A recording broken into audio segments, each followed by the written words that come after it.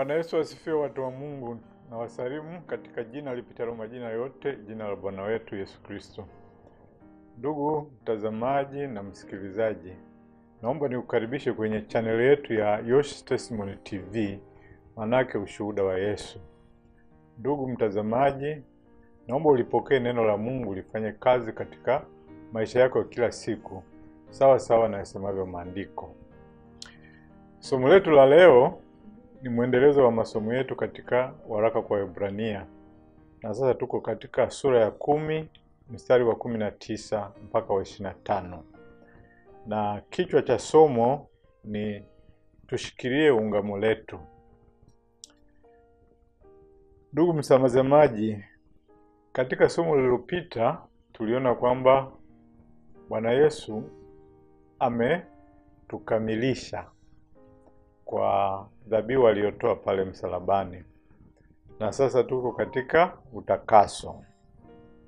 Kwa hiyo tukitambua hii nafasi yetu mpya katika Kristo, tunapaswa sasa kumkaribia Mungu kwa ujasiri, tukishikilia sana ungamo letu na tumaini letu, na tukifanya kila njia kuchocheana ili tuendelee katika matendo mema na upendo. Kwa hiyo sasa tutaanza kwa kusoma mistari mitatu ya kwanza, mstari wa 19 mpaka wa 21. Nitasoma. Basi ndugu, kwa kuwa tuna ujasiri wa kupaingia patakatifu kwa damu ya Yesu, njia ile aliyotuanzia, iliyo mpya, iliyo hai, ipitayo katika pazia, yani mwili wake, na kuwa na kuhani mkuu juu ya nyumba ya Mungu. Kitu cha kwanza hapa ambacho kinaonyeshwa katika hii mistari mitatu, kuna kweli mbili ambazo tunapaswa kuzitafakari na kuzielewa. Moja kwanza kabisa inahusu nafasi tulionayo. Kwa hiyo hii dhana ya kumkaribia Mungu kwa ujasiri na kupaingia patakatifu ilikuwa ni dhana mpya kwa Wayahudi, kwa sababu walikuwa hawana kawaida ya watu wa kawaida, walikuwa hawaingii patakatifu. Ni kuhani mkuu tu aliyekuwa anaingia, na yeye alikuwa anafanya hivyo mara moja kwa mwaka. Kwa hiyo unapowaambia tupaingie patakatifu kwa ujasiri, unakuwa unafundisha kitu ambacho kidogo kilikuwa ni kigumu. Kwa hiyo kwanza tutaangalia kweli ya tuna ujasiri wa kuingia patakatifu kwa damu ya Yesu. Kristo alipokufa msalabani, pazia lilipasuka vipande viwili toka juu mpaka chini. Hii inaonyeshwa katika Mathayo sura ya 27 mstari wa 51. Na alipoingia katika hekalo la mbinguni, Yesu hakutoka tena, bali alichofanya ni kufungua pazia na kufichua patakatifu ili tumfuate huko, ili nawe sisi tuweze kuingia. Hii ndio kinachoelezwa katika mstari wa 19 na mstari wa 20. Kwa hiyo imani yetu kuhusu nafasi tulionayo haitokani na chochote tulichofanya kwa uwezo wetu wenyewe. Ni kwa damu ya Yesu ambayo hutuondoa dhambi zetu, kama tulivyoona katika sura ya 9 mstari wa 22. Hivi hatukaribii Mungu kwa matendo yote mema au sifa zetu wenyewe, bali ni kupitia sifa ya damu ya Yesu. Mwandishi ameita njia mpya na iliyo hai. Hii ni kwa sababu Kristo alifufuka kutoka kwenye wafu, na uhai wa njia mpya si kwa sababu Yesu anaishi tu, bali pia kwa sababu anatupa uzima wa kiroho wakati huu. Kwa hiyo mwandishi ameita njia mpya na iliyo hai, inayotuwezesha kuingia patakatifu. Kweli ya pili ambayo inaonekana katika hii mistari mitatu ni kwamba tuna kuhani mkuu juu ya nyumba ya Mungu. Mstari wa 21. Tunajua katika masomo yaliyotangulia kwamba Yesu ni kuhani mkuu kwa mfano wa Melkizedeki. Na hii tulipata sana katika sura ya 5 na sura ya 7. Katika jukumu hilo anakaa milele mkono wa kuume wa Mungu akituombea au akiwaombea watu wake. Hiyo tuliona vile vile katika sura ya 7 mstari wa 25. Na sisi waumini wa Agano Jipya tumeitwa nyumba ya Mungu. Hii tulianza kuiona katika sura ya 3 mstari wa 6. Mungu hakai katika majengo yaliyojengwa kwa mikono ya binadamu, ila anakaa katika mioyo ya watu wake. Kwa hiyo mtu mmoja mmoja Mungu yuko katika moyo wako. Wewe ni hekalu ya Mungu. Na tukikutana kwa ushirikiano tunakuwa hekalu la Mungu aliye hai. Nadharia hii Mtume Paulo ameieleza kwa kina katika Wakorinto wa kwanza sura ya 3 mstari wa 16 na sura ya 6 mstari wa 19 na katika Wakorinto wa pili sura ya 6 mstari wa 16. Kwa hiyo pale popote ulipo, wewe mtu wa Mungu, ukielekeza moyo wako kwa Mungu kwa shukurani na katika kuabudu, kiroho unakuwa umeingia patakatifu pa patakatifu. Unasimama kihalisi mbele za Mungu, naye anakusikia. Naye anafurahishwa na hilo, akisahau dhambi zako zote na kukukaribisha katika uwepo wake. Kwa sababu dhabihu ya damu ya Yesu imekuhalalisha au imekuhakikishia hilo. Baada ya hapo katika mistari inayoendelea, mstari wa 22 mpaka wa 23, mwandishi ameweka wazi kwamba tunapaswa kumkaribia Mungu kwa imani, tukishika sana ungamo letu na tumaini letu na kufikiria jinsi ya kuchocheana tufanye matendo mema kwa upendo. Sasa hebu tusome hii mistari iliyobaki, mstari wa 22 mpaka wa 25. Tasoma. Na tukaribie wenye moyo wa kweli kwa utimilifu wa imani, hali tumenyunyiziwa mioyo, tuache dhamiri mbaya, tumeoshwa miili kwa maji safi. Na mlishike sana ungamo la tumaini letu, lisigeuke, maana yeye aliyeahidi ni mwaminifu. Tukaangaliane sisi kwa sisi na kuhimizana katika upendo na kazi nzuri. Wala tusiache kukusanyika pamoja kama ilivyo desturi ya wengine, bali tuonyane na kuzidi kufanya hivyo kwa kadiri muonavyo siku ile kuwa inakaribia. Hapa kitu ambacho ni muhimu kuona ni kwamba katika mstari wa 22 mwandishi ameweka masharti ya kuingia katika uwepo wa Mungu, kuingia patakatifu patakatifu. Mwandishi anaeleza kwa kifupi masharti ya kuingia katika uwepo wa Mungu, yani uaminifu, usalama, wokovu na utakaso. Mambo manne yanayojitokeza katika mstari huu ni pamoja na yafuatayo. La kwanza ni kwamba tukaribie wenye moyo wa kweli. Moyo wa kweli hii ina maana moyo mnyoofu, mkweli na usio na nia mbaya.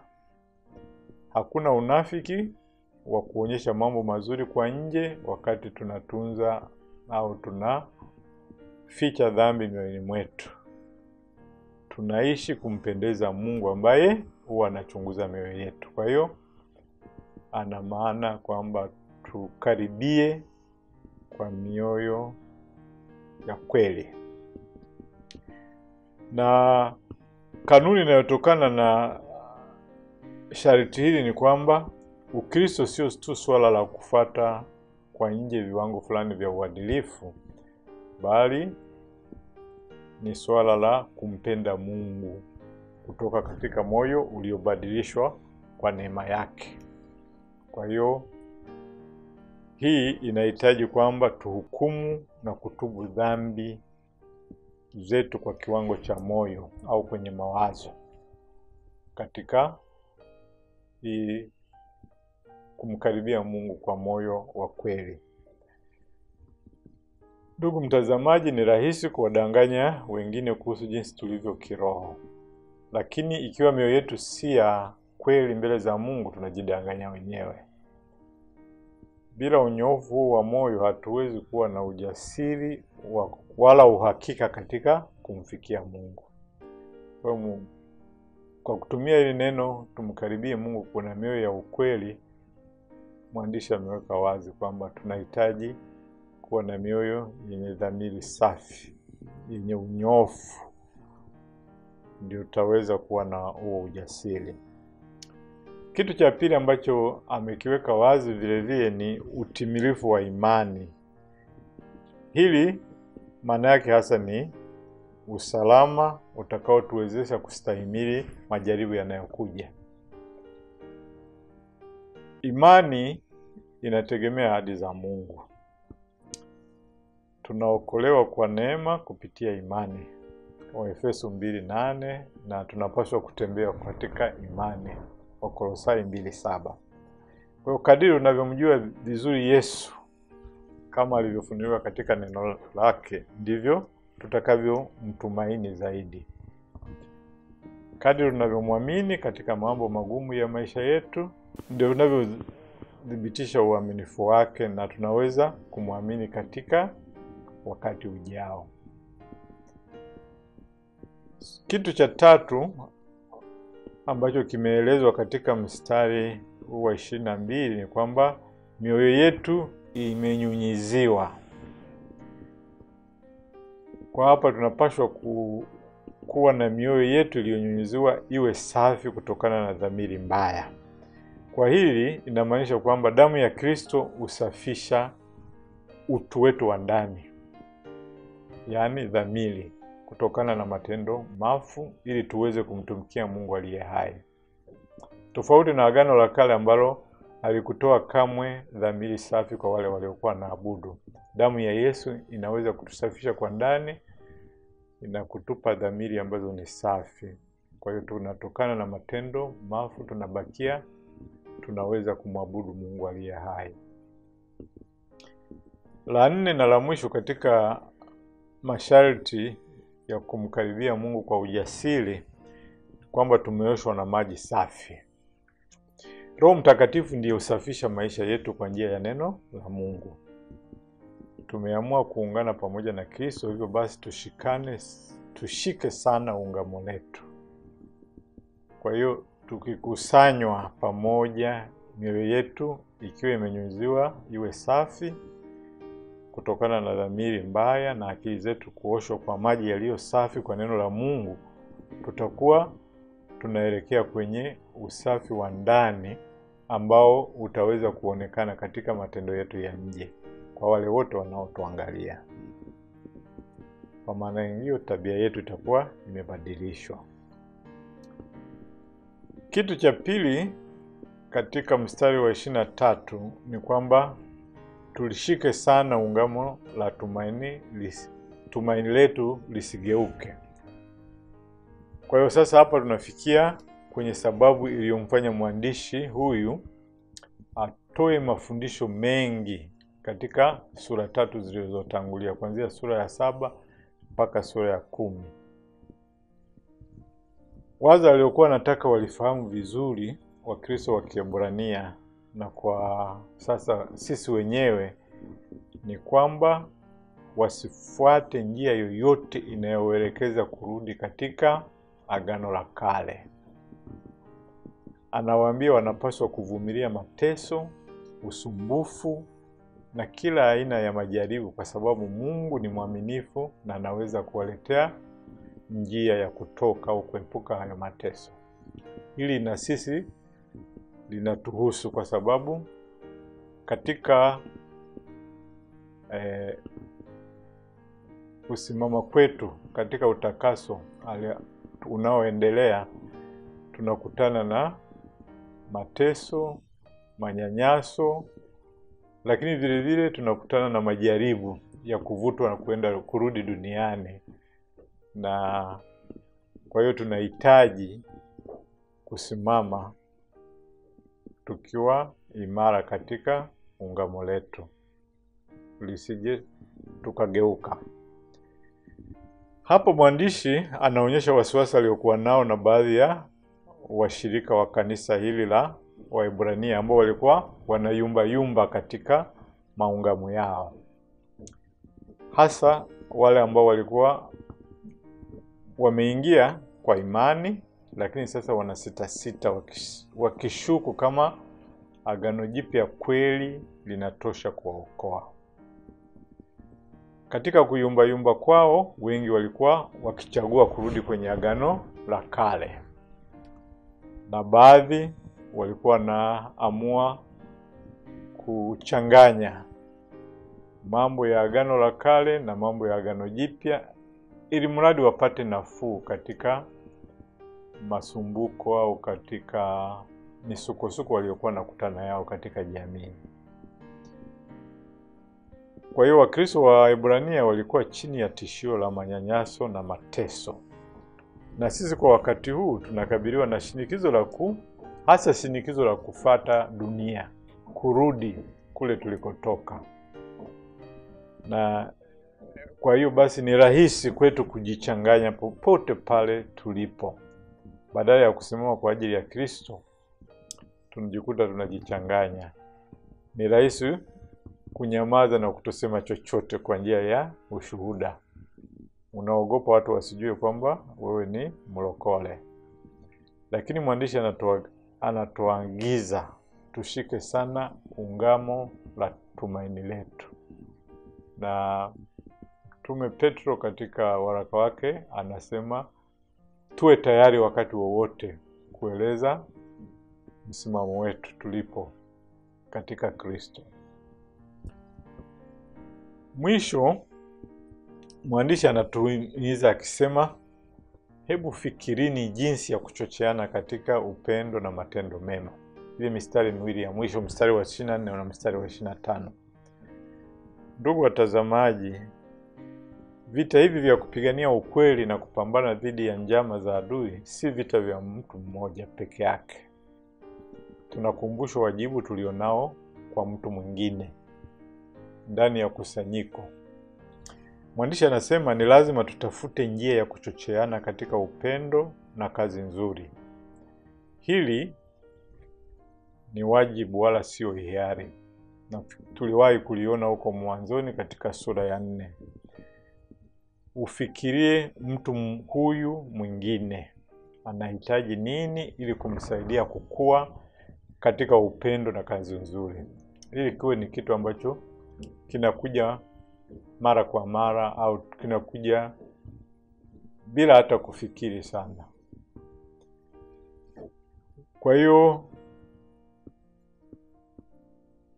nguvu ya jumuiya ya kimara ya Kikristo ni kutiana moyo wakati unapoumizwa na kuvunjika moyo na unapokuwa na udhaifu wowote.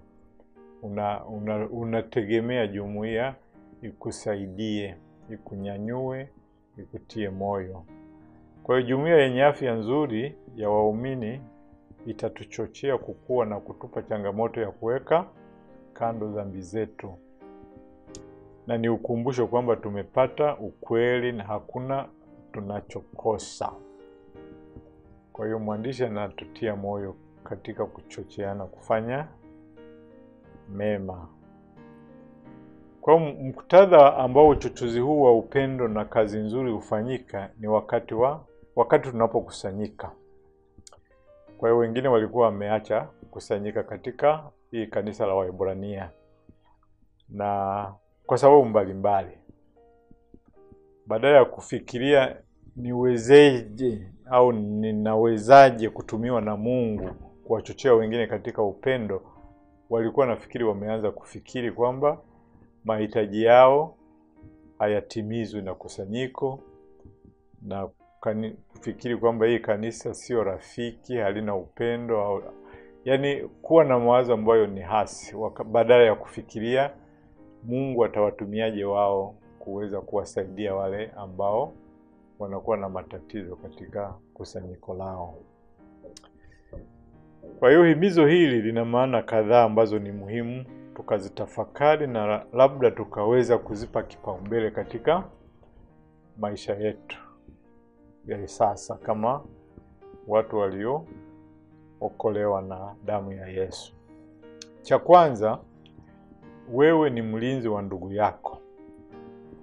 Haiwezekani wachungaji na wazee wa kanisa kuchunga kila mtu anayekuja kanisani.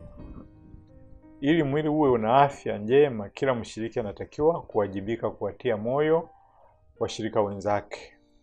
Ukihisi kwamba mtu fulani anaelekea kuondoka kanisani au kumwacha Bwana, fikiria jinsi unavyoweza kumtia moyo kukabiliana na matatizo anayoyapitia kwa wakati huo.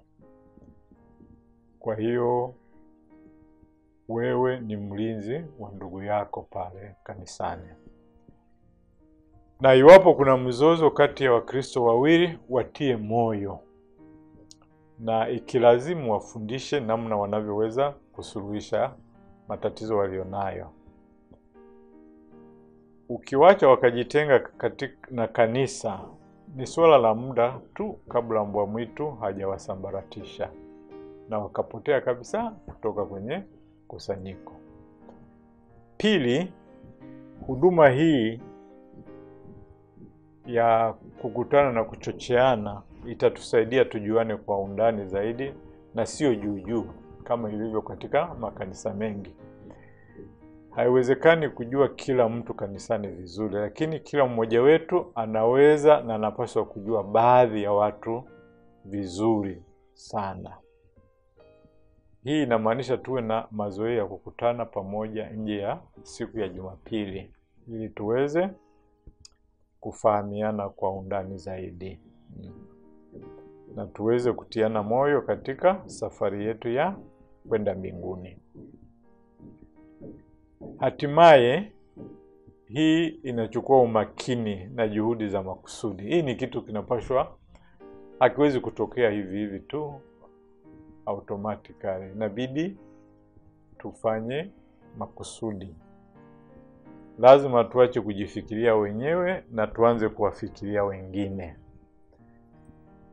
Tumaini katika kuwatendea wengine jinsi tungetaka watutendee na sisi. Kwa hiyo tulifanya kimakusudi kabisa. Kwa hiyo katika kuhitimisha, ndugu mtazamaji, naomba ufikirie kwa umakini kupitia kila moja ya mambo haya matatu ambayo tumeyaona. Kumkaribia Mungu kwa ujasiri, kushikilia sana ungamo letu, na tatu, kuchocheana katika upendo na matendo mema. Haya matatu unaweza ukakuta moja ambalo linakuhitaji wewe ulifanyie kazi kwa zaidi. Labda karama yako iko hapo au tatizo lako liko hapo. Kwa hiyo unaweza ukaweka bidii zaidi katika moja ya hayo. Ni jipi unahitaji zaidi kushughulikia? Hiyo ni kitu unaweza ukajiuliza kuanzia sasa. Je, unahitaji uthabiti zaidi katika kumkaribia Mungu kwa imani? Hili kwa hakika ndio msingi wa haya yote matatu tuliyoyasema. Kumkaribia Mungu kwa imani na kwa ujasiri. Sote tunatakiwa kuwa imara katika hili. Na je, wewe unamkaribia Mungu mara kwa mara kupitia neno lake au maombi? Kuna Wakristo, na hili sio jambo la kushangaza nikilisema, ambao wao neno la Mungu wao wanalipata Jumapili tu wanapokuja kanisani. Yaani pale mhubiri anaposema fungueni Biblia zenu katika sura fulani, na wao ndio wanapata chakula chao cha neno la Mungu. Hii sio nzuri, na ukiwa hivyo huwezi kumkaribia Mungu kwa ujasiri. Na wengine maombi yanakuja tu wakati wana shida au wana tatizo, ndio wanamtafuta Mungu katika maombi. Kwa hiyo inabidi tuchocheane katika hili kwanza, kusudi yale mengine yaweze kufanikiwa. Kumkaribia Mungu kwa ujasiri kupitia neno lake na kupitia maombi. Ikiwa hili la kwanza halikufanikiwa vizuri, mengine hayatakuwa na nguvu. Kwa hiyo labda wewe hitaji lako ni kuwa na ujasiri katika kushikilia ungamo la tumaini letu bila kuyumba.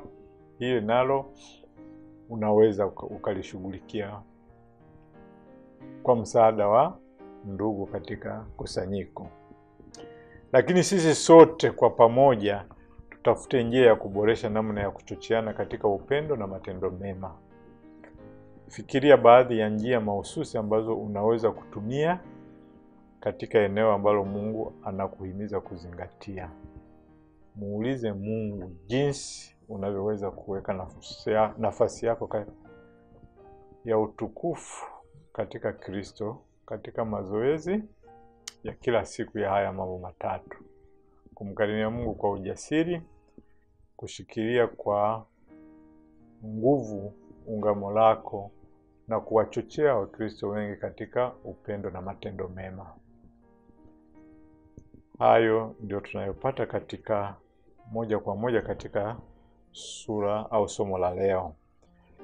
Sasa ndugu mtazamaji, kama wewe ni mmojawapo wa wale ambao hawajamwamini Yesu kama Bwana na Mwokozi, na kuomba utafakari uliosikia katika somo la leo, na ambalo pamoja na mambo mengine tuliyosema, mambo mawili yanajitokeza kwa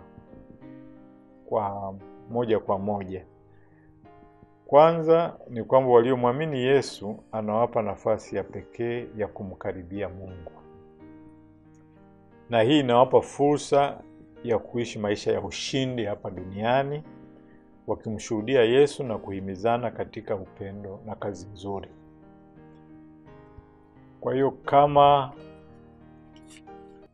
umeamua kuokoka, kumpa Yesu maisha yako na kumfanya awe Bwana na Mwokozi wako, na kuomba basi uombe sala hii pamoja nami. Bwana Yesu, nakiri mimi ni mwenye dhambi. Nataka na kuhitaji msamaha wako. Nakubali kwamba kifo chako msalabani kililipa adhabu ya dhambi zangu, na kwamba rehema na neema yako ni zawadi ya upendo wako kwangu na sio stahili yangu. Kwa imani na kupokea uwe Bwana na Mwokozi wa maisha yangu. Kuanzia sasa nisaidie niishi kwa ajili yako, ukiniongoza katika kila kitu. Katika jina lako la thamani naomba haya na kuamini. Amina.